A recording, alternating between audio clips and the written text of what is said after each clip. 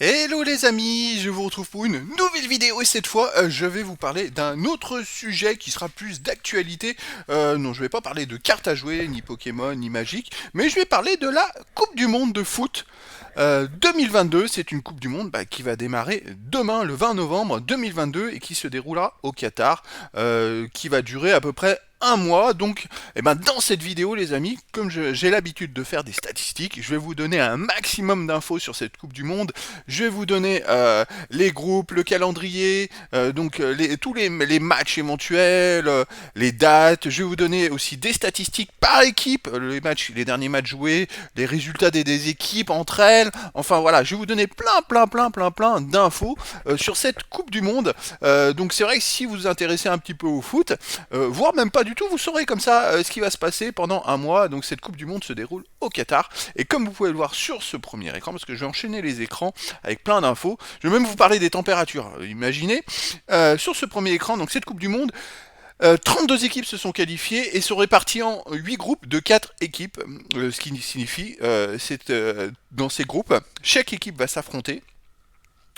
Donc chaque équipe va affronter tous ses 3 adversaires et les 2 meilleurs de chaque groupe vont se qualifier pour le tour suivant, et ainsi de suite, les amis. Donc les groupes sont répartis un peu, on va dire, pas aléatoirement, parce qu'il y a des tirages au sort, mais pour éviter qu'il y ait 4 équipes d'Europe ou 4 équipes d'Amérique du Sud qui soient dans le même groupe, il y a des chapeaux, enfin ouais.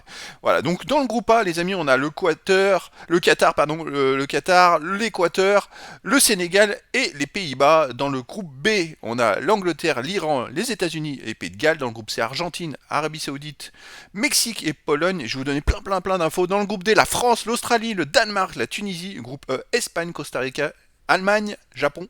Groupe F, Belgique, Canada, Maroc, Croatie. Groupe G, Brésil, Serbie, Suisse, Cameroun. Et groupe H, Portugal, Ghana, Uruguay et République de Corée. Donc les amis, voilà, c'est assez bien réparti je dirais les continents. Donc ça va quand même donner pas mal de spectacles et pas mal de choses intéressantes. Alors le calendrier, alors, j'espère que c'est pas trop petit. Alors le calendrier, voilà, j'ai réparti ça avec des dates que vous trouvez sur le côté, les jours à côté et aussi les heures. Voilà les heures des matchs. Et donc le premier match c'est le 20 novembre 2022. Donc le Qatar qui reçoit l'Équateur. Le Qatar est à domicile, souvent le pays organisateur qui joue en premier. Et ça arrive aussi que ce soit le pays qui a gagné la Coupe du Monde. À un moment c'était le pays qui avait gagné la Coupe du Monde aussi qui jouait le premier. Donc voilà. Là il n'y a qu'un match le premier jour. C'est ce Qatar-Équateur du groupe A. Ensuite, tous les matchs s'enchaînent le deuxième jour avec Angleterre-Iran, Sénégal-Pays-Bas et États-Unis-Pays de Galles. Voilà. Donc, et puis tous les jours, on a des matchs comme ça. Vous voyez, on a donc jusqu'au 28 novembre, on a les 2 matchs de poule. Et entre le 29 novembre et le 2 décembre, il y a le match final, c'est-à-dire le troisième match de poule. Alors par contre là, les matchs pour une même poule se déroulent en même temps. C'est logique, c'est une question d'équité, parce que si ça se joue au dernier moment, ils peuvent pas faire jouer un match à 16 heures et l'autre match à 20 heures. Sinon il y a qui joue à 20 heures qui a un gros avantage. Donc là, les 2 derniers matchs d'une poule se jouent en même temps. Donc on a la poule A qui se termine à 16 heures le 29 novembre, 20 heures pour la poule B, et ainsi de suite les amis jusqu'au 2 décembre pour la poule G et la poule H, tout simplement.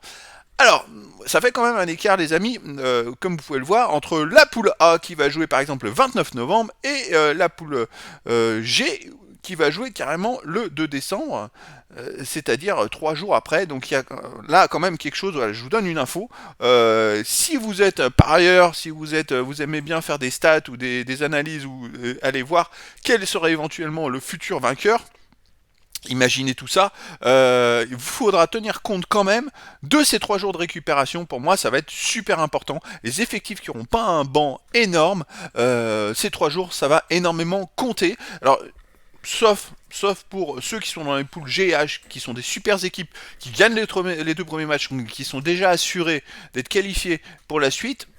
Sauf si vraiment il y a un événement où ils se retrouvent à 3 égalités à 6 points, mais voilà, ces équipes-là pourront faire tourner l'effectif au troisième match de poule et pourront justement éviter ces fameux 3 jours de récupération, parce que comme vous pouvez le voir, par exemple, l'Angleterre qui joue le 21 novembre, on va les prendre sur le groupe H. Le Brésil commence le 24 novembre, 3 jours après. Alors là, ça fait quand même 3 jours de récupération en moins sur une compétition qui dure 4 semaines. C'est énorme, les amis, pour aller au bout. C'est souvent ça qui est vraiment important.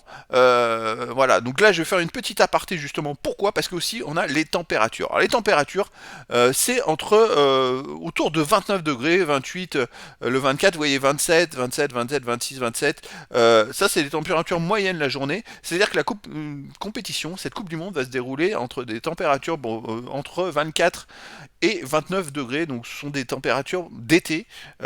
Toutes les équipes ne sont pas habituées à ça. Bon, ça a un avantage pour les équipes d'Amérique du Sud, mais voir que la plupart des joueurs jouent en Europe, donc forcément ça va pas trop jouer. Mais par contre, ça va jouer sur les organismes, sur la durée de la compétition.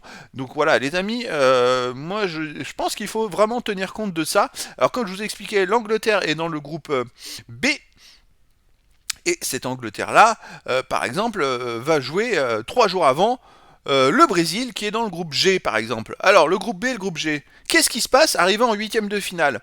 Le deuxième du groupe B se retrouve à jouer le 3 décembre et le premier le 4 décembre. Donc, imaginons que l'Angleterre soit deuxième du groupe B, il jouerait le 3 décembre, donc c'est tous les 3 jours à peu près, voilà. Par contre, le Brésil, qui est dans le groupe G, et qui joue dans le dernier, vraiment c'est le dernier match. Si son premier de la poule, il joue le 5 décembre, c'est-à-dire 2 jours après, contre le deuxième du groupe H, ou s'ils sont, les amis, deuxième de la groupe, ils joueraient le 6 décembre. Donc ça veut dire que le deuxième, l'Angleterre, du groupe B jouerait le 3 décembre, et on aura à nouveau un écart de 3 jours le 6 décembre. Et c'est là, les amis, où ça va après se dérégler, on va dire. C'est-à-dire que le deuxième du groupe B, s'il gagne son match du 3 décembre, il va rejouer le 10 décembre, 7 jours après. Là, c'est n'importe quoi.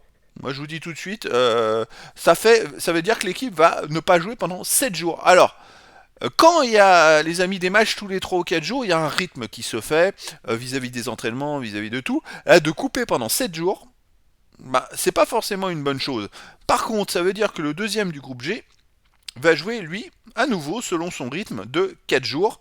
Voilà, donc là, on a le facteur aussi où d'enchaîner les matchs, ok, c'est bien, mais il faut non plus pas que ça soit trop séparé, c'est-à-dire que là, il y a 7 jours d'écart, donc les équipes qui jouent en premier auront peut-être un désavantage. Voilà, donc moi je dis attention, les équipes qui jouent en dernier ont moins de jours de récupération, les équipes qui jouent en premier vont arriver maintenant à partir entre les huitièmes et les quarts de finale, avoir un énorme écart de temps de jeu entre les matchs, donc ça va être voilà, je donne des informations, c'est mon constat, le constat qui est pas terrible parce que vous voyez que ça soit un A ou 2B ou un C ou 2D, c'est des équipes qui vont jouer 7 jours après.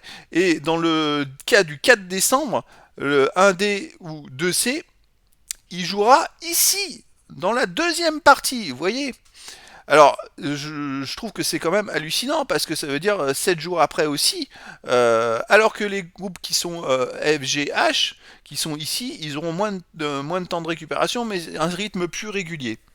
Alors, est-ce que la fatigue va jouer avec les temps de récupération? Les troisièmes matchs de poule vont vraiment le dire, les amis. Ça sera à surveiller, donc il faut vraiment surveiller les résultats, parce que suivant les résultats, les équipes vont pouvoir faire tourner au troisième match de poule. Et après, moi je pense que c'est pas forcément bon de faire tourner, mais il faut faire un petit peu tourner, parce qu'il faut quand même garder le rythme. Là, il y a aussi ce facteur où il y a 7 jours d'écart de récupération. Alors là, c'est pareil, hein, on repart à zéro, donc peut-être qu'au milieu de ça, les équipes vont vraiment bien se préparer. Et ça va peut-être être un avantage, c'est quand même des professionnels, ils sont habitués à ce genre je dirais à ce genre de compétition, donc ils auront quand même 3 jours de récupération entre les huitièmes et les quarts de finale, comparé aux groupes qui sont dans la deuxième partie. Voilà. Donc ça c'est quand même important, les amis. Alors maintenant, on va parler de la France. La France, premier match contre l'Australie, les amis, c'est le 20, oula, je vous dis pas de bêtises, c'est le 22 novembre à 20h, France-Australie, groupe D. Le deuxième match, alors on va aller chercher le deuxième match, France-Danemark. Alors ça va être important, je vous le dirai un peu plus loin, parce que les Danois, sur les 2 derniers matchs contre la France, ils ont gagné. Donc c'est un peu notre bête noire.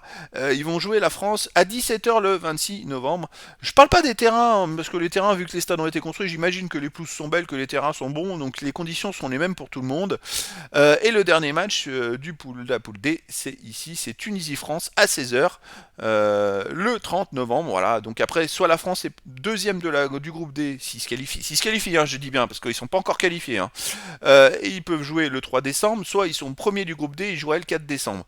En sachant que le premier du groupe D, après, se retrouverait ici, euh, en quart de finale, et il jouerait, les amis, le premier du groupe D contre 1B ou 2A. Donc le premier du groupe B ou le deuxième du groupe A. Alors le premier du groupe B, oh, il y a quand même l'Angleterre. Dans le groupe B, il y a aussi l'Angleterre, il y a les États-Unis, Pays de Galles. Bon, pour moi, les Anglais ils sont un peu favoris du groupe B, donc il y a des chances qu'ils puissent jouer. Ou le deuxième du groupe A, qui serait dans Qatar, Équateur, Sénégal, Pays-Bas, donc le deuxième du groupe A. Donc, alors, voilà, ça pourrait faire un match France-Angleterre en quart de finale pour vous donner un ordre d'idée. Si on est deuxième de la poule, par contre, on jouerait contre. Alors déjà, les amis, premier du groupe D affronte le deuxième du groupe C. Deuxième du groupe C, il y a quand même l'Argentine, l'Arabie Saoudite, le Mexique et la Pologne. Donc si l'Argentine finit premier, le deuxième du groupe C, ça peut être le Mexique, la Pologne ou l'Arabie Saoudite. Voilà. L'Arabie Saoudite, c'est un peu le petit poussé, mais méfiance, on sait jamais. Et si la France joue contre le premier du groupe C, franchement, à mon avis, il vaut mieux gagner. Ça risque d'être l'Argentine en huitième de finale. Ça serait plus embêtant, parce que selon tous les pronostics, l'Argentine est l'équipe favorite pour la Coupe du Monde. Donc là, les amis, ça sera vraiment embêtant. Après, bon, on peut espérer Angleterre, ou voilà, en quart de finale, et puis après, ça suit son cours, parce qu'après, ça sera vraiment disparate. Donc c'est pour vous donner un ordre d'idée de tout ça. Alors, maintenant, je ne vais pas revenir sur les températures comme vous avez pu le voir. Allez, on va passer au groupe A, les amis. Au groupe A, donc il y a le Qatar, l'Équateur, le Sénégal et les Pays-Bas. J'ai été récupérer toutes les statistiques des 2 dernières années, 2021 et 2022, de tous les matchs, que ce soit match amicaux, match officiel, enfin bref. Donc vous avez les dates, les rencontres, le score de la rencontre, et si c'est une victoire nulle ou défaite. En haut, j'ai mis donc les stats. Donc le Qatar a fait 32 matchs, 16 victoires, 8 nuls, 8 défaites, 45 buts pour, 35 contre. Voilà, il tourne à 1,4 buts par match, 1,2 buts encaissés. Donc bon, par contre, il reste sur 3 victoires de suite sur les derniers matchs, mais contre des équipes qui sont plutôt petites, Panama, Honduras, Guatemala. Voilà, donc il faut aller chercher un petit peu plus loin. Le Qatar a fait 0-0 contre l'Égypte. Mais il y a un an, 18 décembre 2021, donc vous voyez, depuis, ils n'ont pas affronté des grosses équipes. Peut-être la Slovénie 0-0 à la rigueur, qui est une équipe européenne, mais c'est difficile de se faire une idée. Pour moi, le Qatar est une équipe qui va jouer à domicile. Vous voyez, contre l'Irlande, ils ont pris 4-0, contre la Serbie 4-0 il y a un an, contre le Portugal 3-0. Là, ils ont repris 2 fois de suite 4-0 contre la Serbie. Donc depuis, ils sont un peu améliorés en défense pour faire match nul contre l'Égypte et le Qatar pardon, la Slovénie, et ne pas prendre de but. Donc bon, ça va être à voir, ça peut être une surprise. Le premier match, ils jouent contre l'Équateur. Et l'Équateur, alors là, ils ont fait 28 matchs depuis 2 ans, 8 victoires, 13 nuls, 7 défaites. Donc autant de victoires que de défaites, autant de buts marqués qu'encaissés. Un but par match à peu près. Voilà, donc on va aller voir dans le détail. La différence, c'est que l'Équateur a cette particularité, voilà, contre le Brésil, ils ont fait un partout à domicile. Contre l'Argentine, ils ont fait un partout à domicile. On va remonter plus en avant. J'ai d'autres matchs, Équateur, Argentine-Équateur, là ils avaient perdu 3-0, Brésil-Équateur, un partout. Donc, et là ils avaient perdu 2-0. C'est-à-dire que récemment, ils ont fait en 2022 des matchs nuls contre l'Équateur, contre l'Argentine et contre le Brésil. Voilà. Depuis, je sais pas si vous voyez les stats, depuis ce match nul contre l'Argentine, qui est plutôt intéressant, qui était le 30 mars, donc le 3 juin, ils ont joué Nigeria à 0. Après, ils ont joué contre le Mexique, une équipe d'Amérique du Sud quand même, 0-0. Contre le Cap-Vert 1-0, contre l'Arabie Saoudite 0-0, contre le Japon qui est un petits profils, petits, vifs, rapides, hyper toniques et techniques 0-0, contre le Qatar 0-0. En fait, ils ne prennent plus de buts. Alors l'Équateur, je pense que c'est une équipe. Alors soit ils jouent tous derrière, mais ils prennent très peu de buts. Et voilà. Donc le Qatar-Équateur, les amis. Il n'y aura pas beaucoup de buts à mon avis. Je reviendrai dessus plus tard, mais je pense que voilà, c'est le genre de match surprise où l'Équateur peut gagner 1-0.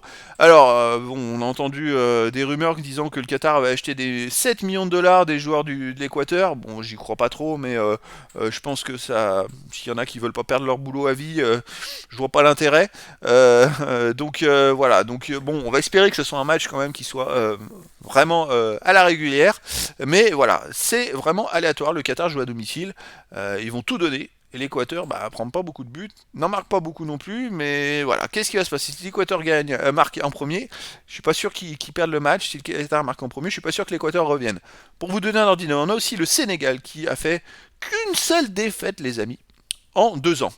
Alors on va aller la voir. Ils ont joué en Égypte et ils ont perdu 1-0 le 25 mars dernier, sinon ils n'ont pas perdu un match.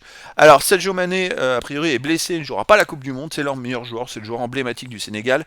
Ça peut jouer beaucoup, parce que c'est vrai qu'ils ont pris que 11 buts en 23 matchs, peut-être, donc ils ont une bonne défense. Franchement, 11 buts en 23 matchs, même s'ils jouent, vous voyez les matchs, ils ont joué que des équipes d'Afrique, hein, quasiment. Donc c'est vrai qu'il n'y a pas des grosses équipes pour se faire un ordre d'idée, ils n'ont pas joué d'équipe européenne. C'est aléatoire. Il manque Sadio Mané, il manque, je pense qu'il va manquer cette Grinta qui la porte. Et surtout, le Sénégal joue contre les Pays-Bas, qui est une équipe européenne. Et je suis pas sûr que le Sénégal arrive à s'en sortir sans Sadio Mané. Voilà. Alors, le Pays-Bas, qu'est-ce que c'est que les Pays-Bas? C'est 24 matchs, 17 victoires, 5 nuls de défaites. C'est une équipe monstrueuse qui marque beaucoup de buts. C'est-à-dire qu'ils tournent à 2,7 buts par match, mais qui en prennent un par match. C'est-à-dire que dans les gros matchs, ils prennent des buts. Alors, effectivement, ils font des gros scores, mais on va remonter. Là, ils viennent de gagner. Alors, dans les derniers matchs, ils viennent de gagner 1-0 la Belgique, 2-0 la Pologne, 3-2 contre le Pays de Galles, donc ils ont pris 2 buts, 2-2 contre la Pologne. Voilà. Dans les autres compétitions, les Danois ont tendance, vous voyez, à prendre des buts, hein. C'est assez flagrant. Par exemple, à l'Euro contre l'Écosse 2-2, je sais pas si c'était à l'Euro juste avant, contre l'Ukraine, ils avaient pris 2 buts. Enfin, c'est récurrent, c'est-à-dire qu'ils peuvent marquer 4 buts, mais ils vont en prendre 2.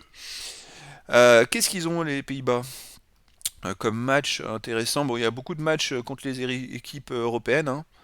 Je vois pas trop de matchs en dehors de l'Europe.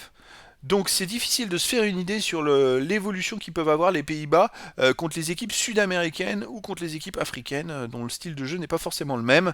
Mais pour moi, voilà, groupe A, pour moi les favoris, ce sera les Pays-Bas. Qui sont pour moi au-dessus des 3 équipes. Après, c'est le foot, hein, les amis, il peut y avoir plein de surprises, mais je pense que les Pays-Bas vont pouvoir sortir du groupe A. Après, premier ou deuxième, je sais. Et puis l'autre équipe qui devrait sortir, ce sera la surprise. Le Sénégal est quand même technique.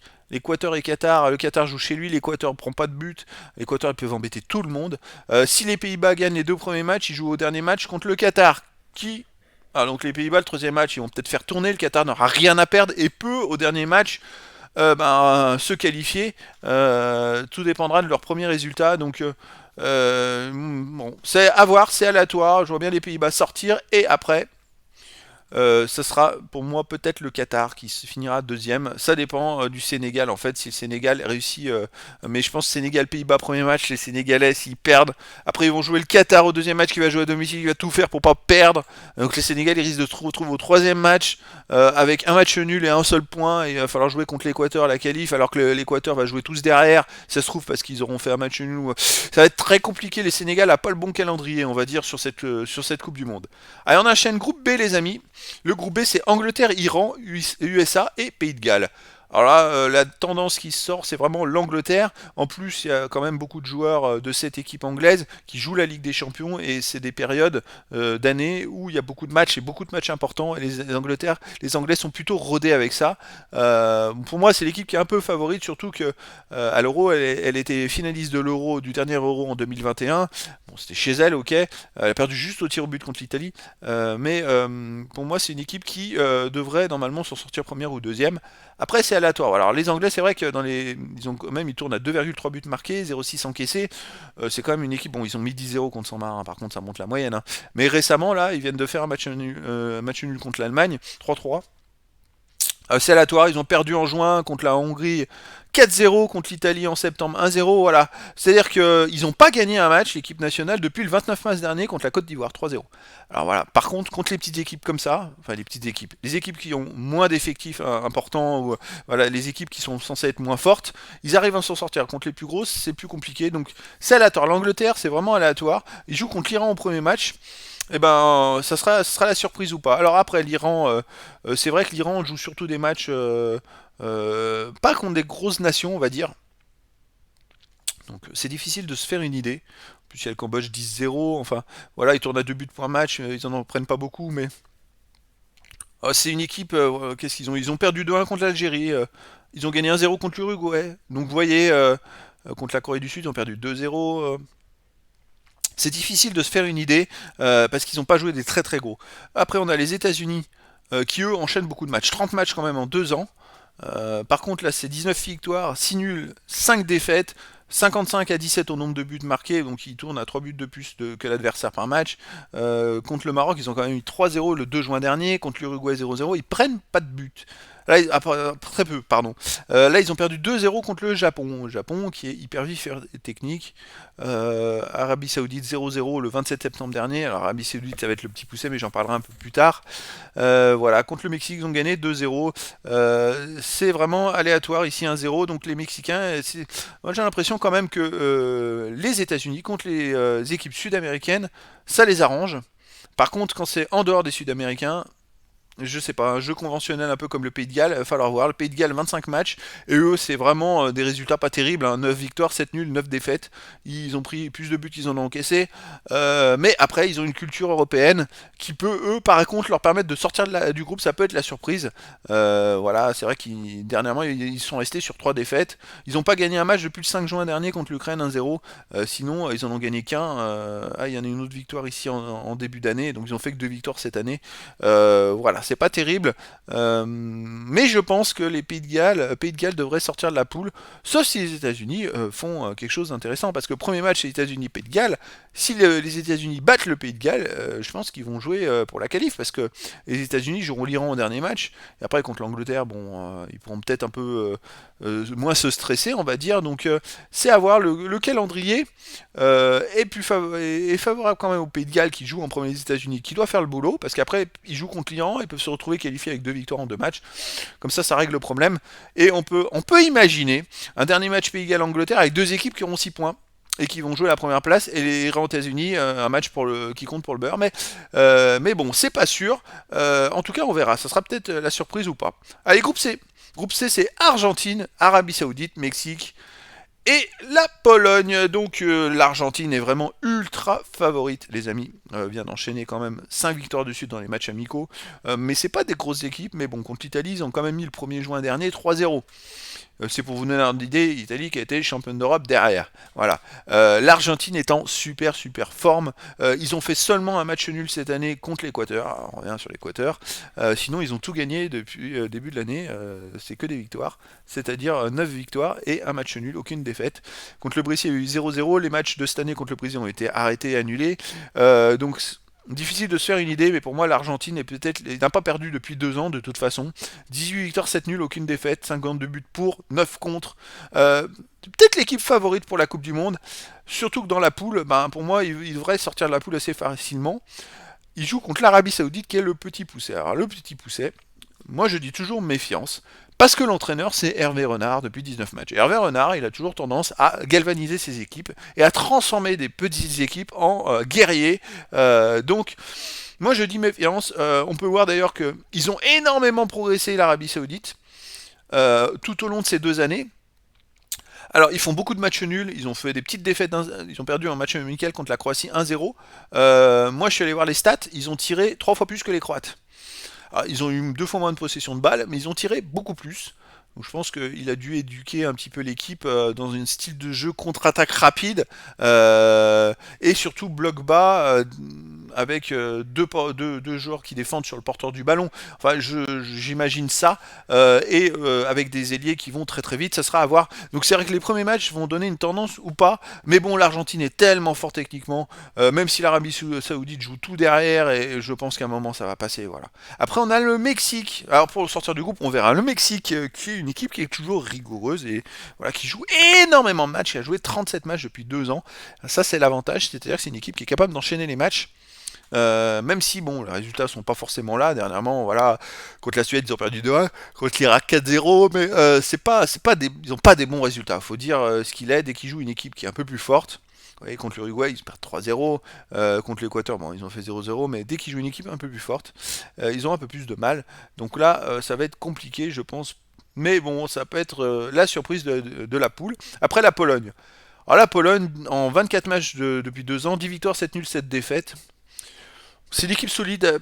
C'est vrai qu'ils ont un super attaquant Lewandowski, mais voilà, ils ont gagné 2 fois 1-0. Alors, ils ont joué contre des Sud-Américains le 16 novembre. Fait exprès contre le Chili, ils gagnaient 1-0.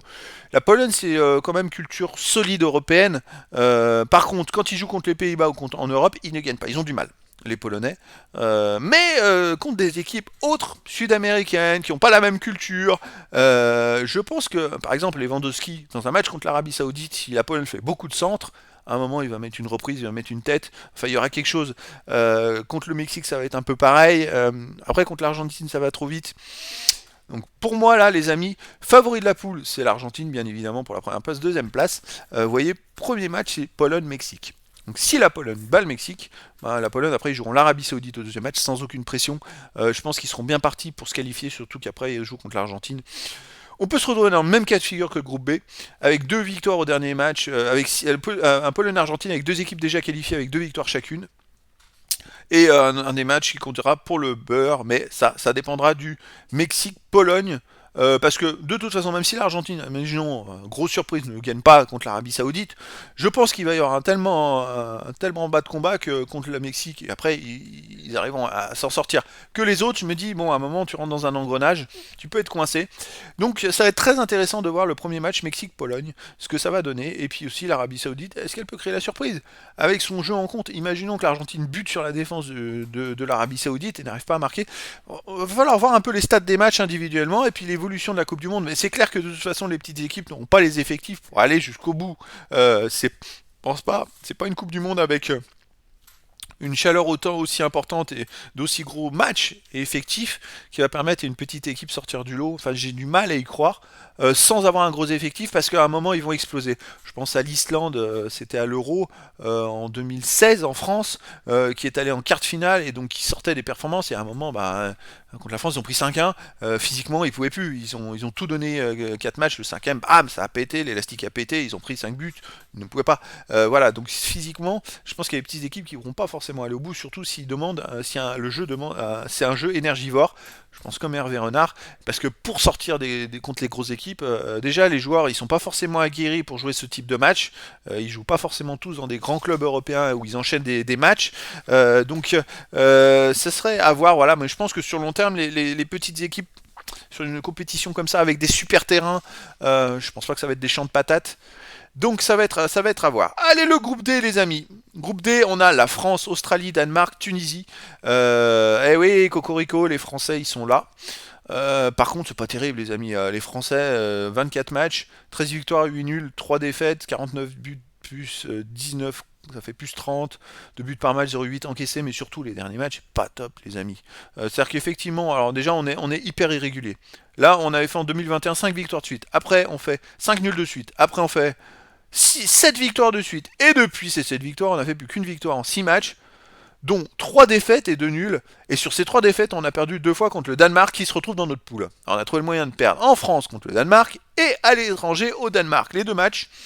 Danemark, c'est une grosse équipe qui est très forte collectivement, qui est quand même allée en demi-finale de l'Euro avec le problème Ericsson, et qui, pour moi, sans ce problème-là, aurait pu aller jusqu'en finale, voire gagner l'Euro, parce qu'ils ont utilisé toute leur énergie pour arriver en demi-finale, mais après ils auraient presque pu passer en demi-finale aussi, mais c'était plus compliqué physiquement. Donc le Danemark, c'est une très très très très grosse équipe collectivement, l'une des plus fortes collectivement de ce mondial.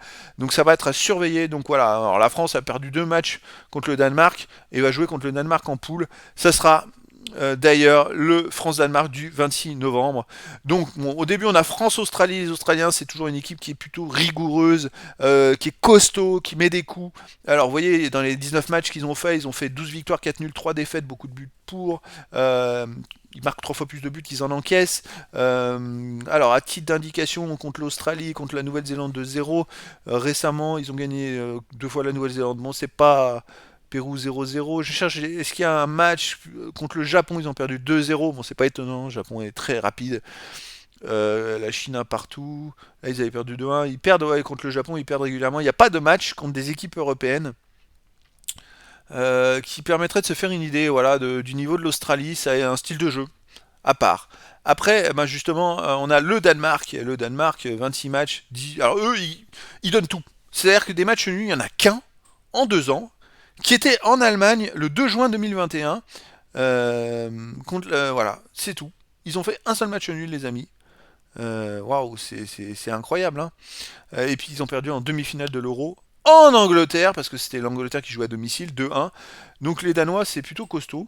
Ils marquent toujours 2 buts, assez régulièrement. Ah, là, ils avaient perdu 1-0 contre la Croatie en juin dernier, mais sinon ils marquent 2 buts assez. Contre les Croates, ah oui, ils ont du mal contre les Croates. Ah, c'est leur bête noire, les Croates. Alors, les Croates qui a un super jeu collectif avec des super joueurs individuels comme Modric, arrivent à passer le Danemark qui a un peu le même style de jeu, peut-être des joueurs un peu moins forts individuellement que la Croatie, mais qui pour moi sont beaucoup plus toniques, mais finalement quand des équipes comme ça, les Danois ont un peu de mal, puis aussi contre les Pays-Bas. Ils ont toujours du mal contre les Pays-Bas. Voilà, donc c'est ce qui peut faire leur défaut. Donc nous, ça va être à nous de montrer qu'on est costaud et efficace, aux Français, de faire le nécessaire pour passer contre le Danemark. Là, ça va être intéressant. Et on a la Tunisie. Alors, que vaut la Tunisie? 27 matchs en 2 ans. Ils marquent 2 fois plus de buts, 15 victoires, 3 nuls, 9 défaites, 40-21 pour les buts. Bon, ils ont gagné. Alors, ils ont perdu 5-1 le 27 juin dernier contre le Brésil. Donc voilà, bon, pour moi, les Tunisiens, quand ça va jouer contre une grosse équipe, ça va avoir du mal. Sinon, c'est une équipe, vous voyez, qui est capable de battre l'Égypte 1-0, qui est plutôt une équipe contre les équipes africaines qui est plutôt correcte. Mais c'est vrai contre des équipes autres, ah, des grosses équipes, là, ça va être plus compliqué. Donc je vois le Brésil ici. J'ai pas d'autres, il n'y a pas d'autres résultats aussi probants. Donc voilà, les amis, pour moi. Alors, c'est vrai que premier match France-Australie, Danemark-Tunisie, je pense que la France et le Danemark devraient gagner. S'ils ne gagnent pas, ça sera une surprise, une énorme surprise. Et là, on peut partir vers une surprise pour l'un des deux, parce que celui qui gagne pas contre l'Australie et la Tunisie, ensuite il y a Tunisie-Australie, les amis, au deuxième match. Et imaginons que l'équipe qui n'a pas perdu au premier gagne le deuxième match, les Australiens ou les Tunisiens, se retrouvera avec 4 points. Et le dernier match, eh ben ça va jouer pour la qualif. Alors j'espère que ça sera pas la France ou le Danemark, parce que le dernier match ça peut être joué à un match à couteau coupé. C'est-à-dire que si c'est l'Australie qui a 4 points, qui joue contre le Danemark, ben le Danemark n'aura pas le choix, il va falloir qu'il gagne l'Australie pour se qualifier, ou la France. Mais alors le pire des scénarios, les amis, ça serait qu'il y ait France-Australie, qu'on fasse 0-0 ou qu'on perde. Si après on ne gagne pas contre le Danemark, c'est mort, les amis. Alors là, France-Australie, imaginons qu'il y a match nul 0-0. France-Danemark, on se retrouve avec 2 points. Et l'Australie se retrouverait avec 4 points. Le Danemark avec 4 points. Donc nous, on a 2 points. Le dernier match, on joue la Tunisie. Si on gagne la Tunisie, on se retrouve à 5 points. Si Australie-Danemark, il y a match nul, eh ben les 3 équipes se retrouvent avec 5 points. Donc c'est pour vous donner, ou vice versa si c'est la Tunisie, ainsi de suite. Mais il pourrait y avoir dans ce cas de figure 3 égalités à 5 points. Donc méfiance, le premier match va être très très important, les amis. C'est là qu'il va falloir y aller. Il va falloir jouer, il va falloir vraiment tout donner, parce qu'il faut gagner le premier match, quitte à perdre le deuxième. C'est pas grave, parce qu'après il faudra gagner le troisième, qui me paraît contre la Tunisie quand même plus abordable. Mais voilà, si on veut se qualifier, on n'aura pas le choix. Mais faire un match nul au premier match, ou perdre, wow, après, il faut faire un sacré résultat contre les Danois qui auront déjà une victoire, qui vont pouvoir déjà peut-être même jouer un peu plus sereinement en se disant bon, même si on perd contre la France, le dernier match on gagne, on est qualifié. Attention, ça va être chaud patate. Donc, faudra pas se rater, les amis. France-Australie le 22 novembre sera à surveiller, et l'équipe faudra pas qu'elle se rate à son premier match. Donc, bien sûr, pour moi, les 2 favoris de cette poule, c'est la France et le Danemark. Allez, groupe E. Groupe E, Espagne, Costa Rica, Allemagne et Japon. Donc les amis, c'est quand même du lourd. Là, c'est du très lourd pour moi parce que l'Espagne et l'Allemagne dans la même poule avec le Japon qui... le Japon, attention, je me suis noté des petites remarques. Donc premier match, c'est Allemagne-Japon. Alors les Allemands, ils ont... C'est un rouleau compresseur, mais souvent ils ratent leur entrée, mais après ils arrivent au bout. Voilà, bon. L'Allemagne, Japon, premier match, et Espagne-Costa Rica. Alors l'Espagne, 27 matchs, 7 victoires, 8 nuls, 3 défaites, beaucoup de buts pour, très peu contre. Contre les plus petites équipes, ça gagne. Contre les, voilà, les Espagnols ont récupéré des nouveaux meneurs de jeu qui sont très très forts. Ça porte le ballon, ça joue très bien collectivement, ça fait des bonnes passes. C'est plutôt costaud. L'équipe est de mieux en mieux équilibrée. Les jeunes, ils ont pris beaucoup d'expérience, ceux qui sont à Barcelone et dans d'autres clubs. Donc pour moi, c'est une équipe qui est en devenir. Qui quand même peut sortir du lot, pour moi qui est favori contre le Costa Rica, qui, tu vous voyez, en 26 matchs, 13 victoires, 7 nuls, 6 défaites. Costa Rica, alors ils gagnent contre les pays africains, 2-2 contre les Coréens. C'est une équipe quand même, vous voyez, hein, sur les... Oula, mais Costa Rica, ils perdent pas beaucoup. Vous voyez, sur tous ces matchs-là, ils n'ont pas perdu un seul match. Sur 1, 2, 3, 4, 5, 6, 7, 8, 10, 11 derniers matchs, ils ont fait 9 victoires et 2 matchs nuls, aucune défaite. Ah ouais, ça peut être la surprise. J'avais pas fait attention à ça. Alors, c'est pas forcément contre des grosses équipes. Il y a Mexique 0-0, États-Unis 2-0. Style de jeu, les Africains, Nigeria 2-0, Corée du Sud 2-2. Il n'y a pas des grosses équipes. Donc c'est difficile de se faire une idée. Mais en fait, ils ne perdent pas depuis un an. Ah, les Espagnols, ça va être peut-être plus compliqué, même s'ils sont favoris.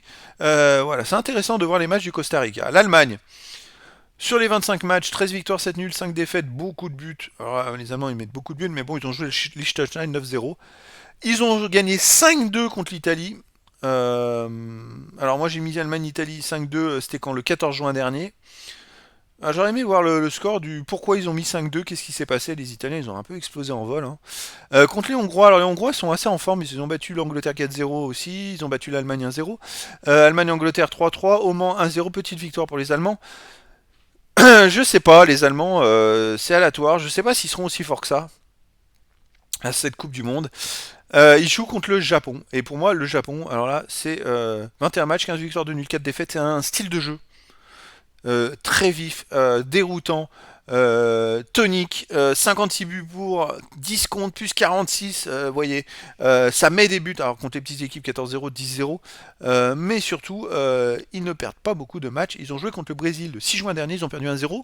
Mais comme je l'ai mis en bas, ils ont perdu juste sur un penalty de Neymar à la 70e minute. Alors les Brésiliens qui sont hyper forts techniquement, ils n'ont pas réussi à les battre et mettre des buts dans le jeu. C'est pour vous donner un ordre d'idée, ils ont battu les États-Unis 2-0. Et là, ils viennent de perdre contre le Canada 1-2, qui est un jeu un peu plus structuré. Donc ça va être à voir. L'Équateur 0-0. Vous voyez, le Paraguay 4-1, 1-1 contre le Vietnam. Ça va être vraiment aléatoire. Les Allemands, s'ils rentrent pas dans la compète correctement, au premier match contre le Japon, ça peut être compliqué parce qu'en deuxième match, les amis, c'est Espagne-Allemagne. On a la même configuration que le groupe de la France, où là, les Espagnols et les Allemands, il va pas falloir qu'ils ratent leur premier match.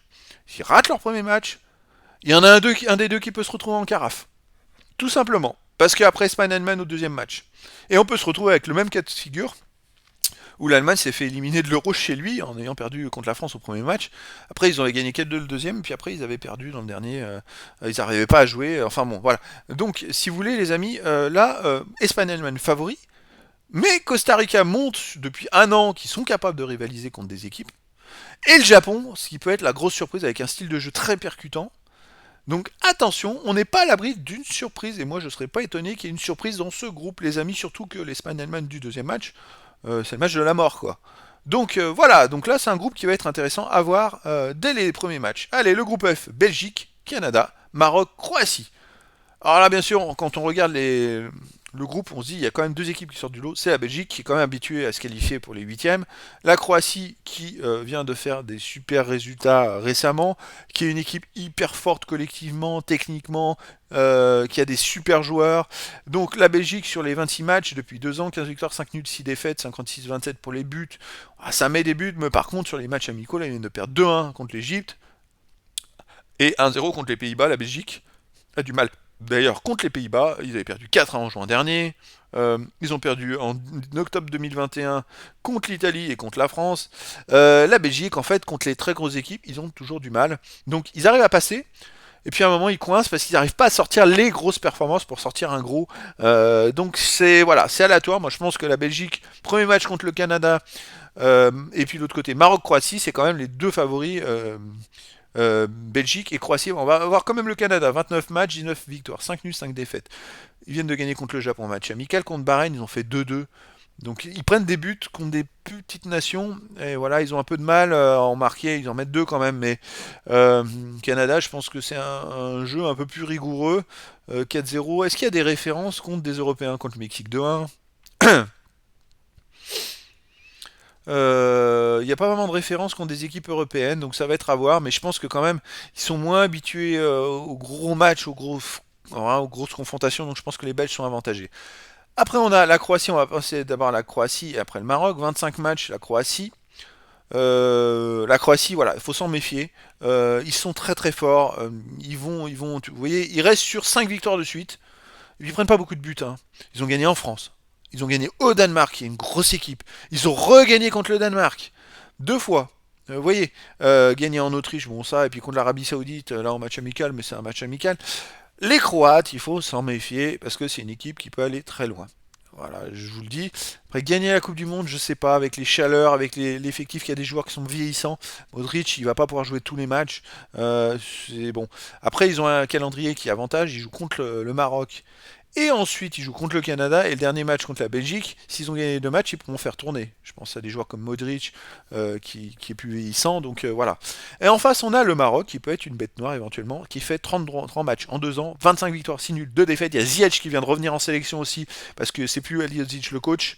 Donc le Maroc, les amis, ils ont une revanche vis-à-vis de la dernière Coupe du Monde où ils se sont fait voler, avec un arbitrage même avec la VAR, des incompréhensibles, des résultats incompréhensibles. Ils avaient perdu 1-0 au premier match alors qu'ils avaient ultra dominé. Le deuxième match, ils avaient perdu, je crois, contre le Portugal 1-0, sur un penalty de Ronaldo, et eux, ils auraient dû avoir deux ou trois penalties. Et dans le dernier match de 2 contre l'Espagne, ils auraient dû gagner le match, même si ça aurait rien changé. Mais il y a eu des imbroglios incroyables avec un scénario complètement ubuesque. Ils ont eu vraiment tout l'arbitrage contre eux, avec un deuxième but espagnol qui égalise à la dernière minute, je crois, sur 3 erreurs d'arbitrage en un but. Le gars est hors jeu, il y a faute au départ de l'action, plus l'arbitre a laissé jouer le jeu alors que normalement il n'aurait pas dû laisser jouer le jeu. Enfin, c'était du grand n'importe quoi. Donc je pense que les Marocains, ils sont revanchards. Ils sont très très très revanchards. Donc ça peut être une sacrée surprise. Ils vont avoir la grinta, les amis. Donc dans les matchs, le dernier match, ils battent la Géorgie 3-0, Paraguay 0-0, Chili 2-0, Libéria 2-0, contre l'Afrique du Sud 2-1. Ils ont perdu contre les États-Unis 3-0 en juin dernier. Après, ils ont battu le Congo, vous voyez, ils font contre l'Égypte 2-1. Il n'y a pas beaucoup de défaites. C'est plutôt, et puis alors là surtout, 1, 2, 3, 4, 5, 6, 7, 8, 9, 10, 11, 12 victoires d'affilée, les amis, entre le 30 mars 2021 et le 7 décembre 2021. Alors, même s'ils ont joué beaucoup de petites équipes, faire 12 victoires d'affilée, les amis, c'est quand même pas rien. Donc, attention au Maroc. Alors, effectivement, la Croatie est armée, mais le Maroc, avec plein de petits jeunes qui vont courir de partout, certains qui sont aguerris par les matchs, les gros matchs de Ligue des Champions comme Ziyech. Attention, il y a de la technique aussi au Maroc. La Grinta. C'est pas dit que la Belgique et la Croatie passent. Le Maroc, ça peut être une belle surprise. Surtout, les amis, que le dernier match, il joue contre le Canada. Donc, si le Maroc fait un résultat contre la Croatie ou contre la Belgique, dernier match, ils joueront la qualif contre le Canada. Et là, ça sera pas pareil. Et effectivement, Croatie-Belgique, elle en a un des deux au dernier match qui ne passera pas. Donc ça peut être, voilà, la belle surprise. Le Canada, j'ai un peu plus de mal à voir le Canada, mais voilà, le Maroc pour moi, c'est quand même une super équipe qui va être intéressant à voir. Les matchs vont être vraiment intéressants. Maroc-Croatie. Je pense, les amis, que ça va donner Maroc-Croatie. Il va falloir voir ça. Après, si les Marocains ils donnent tout, les Croates, je sais pas comment ils vont s'en sortir de ça. Ça se trouve, les Croates passeront pas. Mais bon, c'est aléatoire, parce qu'après, ils jouent contre le Canada, où ils devraient gagner. Et après, contre la Belgique, pour la qualif. Donc, ouais. Moi, je sais pas. Même si les favoris sont Belgique-Croatie, je verrais bien le Maroc passer, plus la Croatie ou la Belgique aléatoirement. Je sais pas. Voilà. À voir. Allez, groupe G, on continue. On a là un gros Brésil, Serbie, Suisse, Cameroun. Voilà, c'est des amis, c'est du lourd. Le Brésil, 24 matchs, ils ont fait qu'une seule défaite. Ils ont perdu en Argentine le 11 juillet 2021, 1-0. Voilà. Sinon, bah, c'est solide, c'est costaud. Ça bat tout le monde, ça met beaucoup de buts, ça en prend pas beaucoup. S'ils ont pris 8 buts en 21 matchs, vous vous rendez compte, c'est vraiment très très peu. Par contre, ils jouent pas d'équipe européenne. Alors là, c'est voilà, c'est le constat, c'est que les Brésiliens, alors même si la plupart des joueurs jouent tous en Europe et sont aguerris à jouer, mais leur style de jeu n'affronte pas des équipes européennes. Donc ils commencent contre la Serbie au premier match, qui n'est pas une grosse nation, mais qui peut faire des surprises. Les Serbes, ils restent quand même sur des bons résultats. Ils n'ont pas perdu depuis juin dernier. Ils ont fait 5 victoires et un nul depuis. Voilà, ils ont battu les Slovènes, ils ont battu les Suédois. C'est une équipe qui est costaud. Donc le Brésilien, bah, premier match, il va falloir qu'il joue, hein, parce que là, contre les Serbes, qui sont une équipe rugueuse, et ben, il va falloir qu'ils donnent tout. Donc, à voir. Bon, voilà. Après, on a la Suisse. La Suisse, alors c'est une équipe qui à chaque fois fait plein de matchs nuls, arrive toujours à se qualifier, je sais pas comment ils font. Mais c'est vrai qu'ils jouent contre le Cameroun au premier match, qui pour moi les Suisses sont presque favoris, donc ils peuvent pour moi les Suisses finir deuxième de la poule et encore se qualifier une nouvelle fois, en sachant qu'il y a un Brésil-Suisse au deuxième et après Suisse-Serbie qui peut jouer pour la qualif entre la Suisse et la Serbie au troisième match. Attention aux Suisses qui ont quand même battu le 24 septembre dernier l'Espagne en Espagne 2-1. Alors, ils viennent de perdre au Ghana contre le Ghana là, en match amical 2-0, mais ils ont battu le Portugal 1-0. Ils avaient perdu que 1-0 contre l'Espagne, ils avaient perdu 4-0 contre le Portugal. Donc ouais, les Suisses, ils sont difficiles à jouer, ils ont un jeu collectif, mais ils sont à chaque fois présents, donc ça peut être la surprise. Alors après on a le Cameroun qui en 30 matchs a fait 14 victoires, 9 nuls, 7 défaites, c'est plus la grande équipe, hein, vraiment. Cameroun ils ont quand même beaucoup de mal à gagner dès que c'est serré, vous voyez il y a beaucoup de matchs très serrés, là ils viennent de faire des résultats, bon allez ils ont du mal contre les équipes rapides, qui ont du jeu rapide, qui ont du jeu technique. Euh, Ça sera à voir. Moi, je pense pas que le Cameroun va pouvoir faire quelque chose, à moins qu'ils réussissent à battre la Suisse au premier match et que là, ça les galvanise. Parce qu'après, ils jouent contre la Serbie au deuxième match et qu'ils gagnent contre les Serbes parce qu'ils sont galvanisés. Après, ils laisseront tomber un des matchs contre le Brésil parce qu'ils seront déjà qualifiés. Mais voilà, ils ont fini troisième de la CAN en 2022. Mais bon, c'est un petit troisième, on va dire, parce que vous voyez les résultats. Je crois qu'ils ont battu l'Égypte au tir au but. Un an où c'était en poule. Vous voyez, contre la Gambie, ils ont gagné. Contre les Comores, c'était serré. D'ailleurs, la CAN, je crois qu'elle était chez eux, il me semble. Et ils ont perdu contre l'Algérie en demi-finale, il me semble. Non, c'était contre le Burkina Faso au tir au but en demi-finale. Voilà, donc c'est bon, c'était chez eux, c'était pas. Bon, mais bon, bon, tout est possible, mais c'est vrai que le Brésil est au-dessus. Et après, on a toujours les petits Suisses qui sont quand même beaucoup embêtants pour les adversaires. Voilà. Donc moi je me dis bon, même si la Serbie fait la surprise contre le Brésil au premier match, Brésil après ils vont jouer les Suisses et le Cameroun, ils vont tout donner. Je pense pas, je les vois pas ne pas se qualifier parce qu'ils peuvent battre tout le monde de toute façon sur tous les matchs. Par contre, justement, si les Serbes gagnent contre les Brésiliens au premier match, deuxième match ils jouent contre les Suisses. Et là, si les Suisses ont s'ils évitent de perdre contre les Suisses, ça joue tout pour eux, ça peut être intéressant, ça va être à voir. Bon, je sais pas, ça va être vraiment aléatoire. Moi, je vois bien quand même Brésil et Suisse se qualifier, parce que la Suisse peuvent battre le Cameroun et après ils vont jouer contre les Serbes et les Suisses ils vont tout donner pour pas perdre. Et s'ils perdent pas contre les Serbes, après contre les Camerounais, contre les Brésiliens, après ils vont jouer contre les Suisses, contre les Serbes au dernier match. Et là, ça se joue pour la qualif, donc et les Serbes au dernier match, ils vont peut-être être obligés d'attaquer. S'ils sont pas qualifiés, de battre les Suisses. Et les Suisses vont jouer en contre-attaque. Ça va peut-être les arranger. Donc ça va être à voir. Mais en tout cas, de toute façon, dans toutes les poules, les premiers matchs vont déterminer un petit peu ce qui va découler ensuite. En plus, on pourra voir les forces en présence. Parce qu'il y aura peut-être des blessés. Il y aura peut-être. Voilà, on ne sait pas ce qui va se passer. Les jeux collectifs, s'ils sont huilés, pas. Voilà. Donc moi, de toute façon, je vais faire des stats sur pas mal de matchs. Ça me permettra de faire une idée sur la suite. Alors, groupe H, on a le Portugal, Ghana, Uruguay et République de Corée. Et dans ce groupe H, le Portugal est le favori. Je dirais avec l'Uruguay et la République de Corée. Je vais vous expliquer pourquoi. Alors, Portugal sur 25 matchs, c'est 15 victoires, 5 nuls, 5 défaites. C'est un gros collectif avec des individualités qui sont très fortes. Vous voyez, c'est capable de marquer des buts. Bon, contre l'Espagne, ils perdent 1-0. Les Portugais, ils auront peut-être un peu plus de mal contre les grosses équipes. Mais je me dis, contre le Ghana, au premier match, moi, je pense que les Ghanéens, c'est l'une des équipes les plus faibles, vraiment. 8 victoires, 7 nuls, 6 défaites. Vous voyez, ils ont du mal à marquer, ils prennent des buts. Bon, ils ont battu les Suisses en match amical le 17 novembre 2-0. Mais bon, contre le Brésil, ils ont pris 3-0. voilà, dès qu'ils jouent une équipe un peu plus forte contre l'Algérie 3-0, c'est plus compliqué pour le Ghana. Contre le Maroc, ils ont perdu 1-0. Voilà, donc moi je pense que quand même le Ghana est un peu en dessous. Après, on a l'Uruguay. L'Uruguay, c'est une équipe un peu rigoureuse, qui est technique, qui est capable de tout. 11 victoires, 7 nuls, 6 défaites. Marque pas forcément beaucoup de buts, sauf contre le Panama. Donc vous voyez, ça gonfle un peu les stats, mais sinon ça marque très peu de buts. Ça marque un but par match, quoi. C'est contre l'Uruguay, alors contre le Brésil, ils ont perdu 4-1. Là, contre l'Argentine 3-0. Ouais, ils ont pris des cartons quand même. Après, depuis, ils ont perdu que contre l'Iran 1-0, 23 septembre dernier. Mais ils n'ont pas fait des gros matchs. Moi, l'Uruguay, bon, ça peut être le deuxième, mais je suis pas sûr. Mais c'est vrai que c'est ce qu'on pense. Et pourquoi on pense, et je suis pas sûr, parce qu'il y a la République de Corée, qui en 23 matchs a fait 16 victoires, 4 nuls, 3 défaites, 47-18 au but, plus 29. Voilà. Mais alors, les amis, cette équipe-là, vous voyez, sur les derniers matchs, elle fait soit victoire, soit nulle, elle prend très peu de buts, mais surtout, moi c'est ce que j'ai constaté, ils marquent beaucoup, beaucoup, beaucoup de buts dans les 5 dernières minutes. Ils ont mis sur les 17 derniers matchs 8 buts après la 85e, dont 5 buts dans les 7 derniers matchs, et sur ces 5 buts, il y en a 4 qui leur ont fait gagner le match dans les 3 dernières minutes. C'est pour vous donner un ordre d'idée, c'est-à-dire que sur les 7 derniers matchs, ils ont gagné 4 matchs dans les 3 dernières minutes. Alors cette équipe, c'est République de Corée, je sais pas comment ils jouent. J'imagine c'est des gabarits qui sont hyper vifs, hyper techniques, rapides, et surtout qui sont endurants pour pouvoir être capables de faire marquer autant de buts dans les dernières minutes.